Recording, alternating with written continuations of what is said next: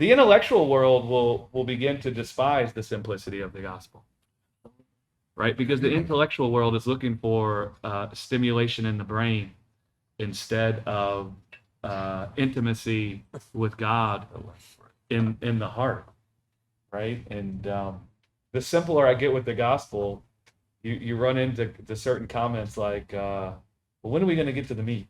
Yeah. And what people mean when they say, when are we going to get to the meat, is they mean, when are we going to get into things like the Nephilim? And when are we going to get into things like demonology and how we can get to the third heaven and how we can get there now and how we can walk on water now and when are we going to get to all the details of all these powerful things that we can do? And that's what they mean when they say, when are we going to get to the meat? And you know what it is? I just want to say what it is.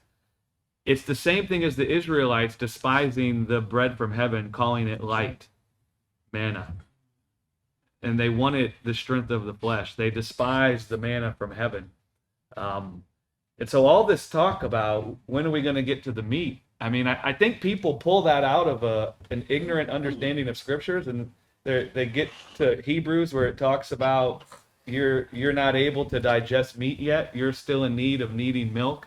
Right? And so then they come with that language of milk and meat. Well, when are we going to get to the meat? And that means, when are we going to get to all these lofty explanations that I know are deep down in there? When are you going to come and explain every single picture in Revelation to me, Greg? Because that's the meat. You guys have honestly, I don't talk about Revelation because how many people inundate me wanting me to talk about it? And I could say a whole lot about it. We've been meeting for a long time, and we could all come together and say a whole lot about it. But what I realized is, they're not in a place where they need to be taught about any of those things right now, because they would despise the bread from heaven and want the meat. Well, listen, man, the milk is not the revelation that God is Father. The milk is not the revelation that you're his son or his daughter. The resurrection from the dead, that's not the milk. That's not the milk.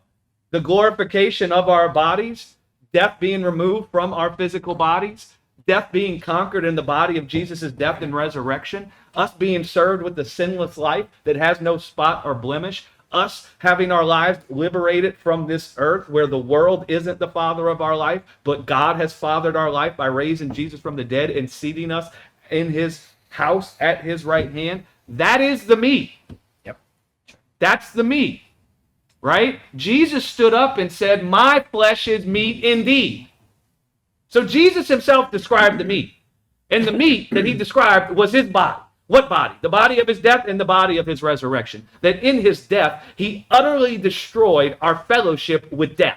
He divorced our lives from being held in this world. He took back the keys of Hades, meaning he kicked open the gates of death. He kicked open the power of the grave. He destroyed it. And that in the power body of his resurrection, he's given us now the keys to heaven, which is access to the indestructible life that's in the Father. That is the meat, right? Not some intellectual understanding of the Nephilim, of which I could break it down every which way it could be broken down under the sun.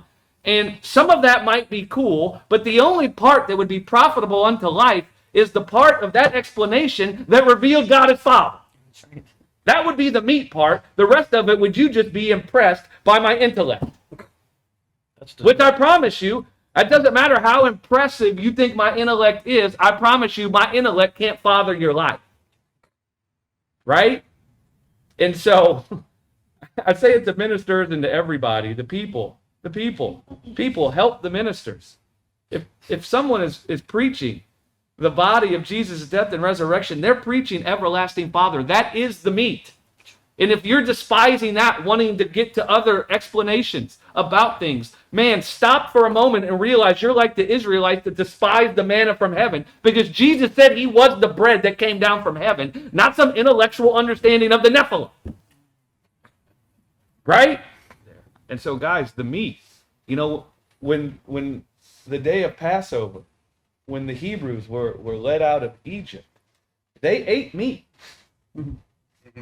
And do you know what meat they ate? The lamb. Okay. Do you know what the meat is that our Christianese, our Christian cliches have led us to the place where we don't want milk, we want strong meat, we need the meat now.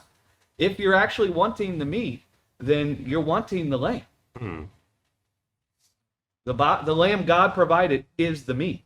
And what it testifies of, that God provided himself as the lamb that would remove the death that was reigning over us. That is the meat, right? Not some lofty understanding about the Nephilim or how that factors in with aliens. Not some lofty understanding of all these different biblical events where you think you know. I promise you, the only thing to know out of all these biblical events is what it declares about everlasting Father.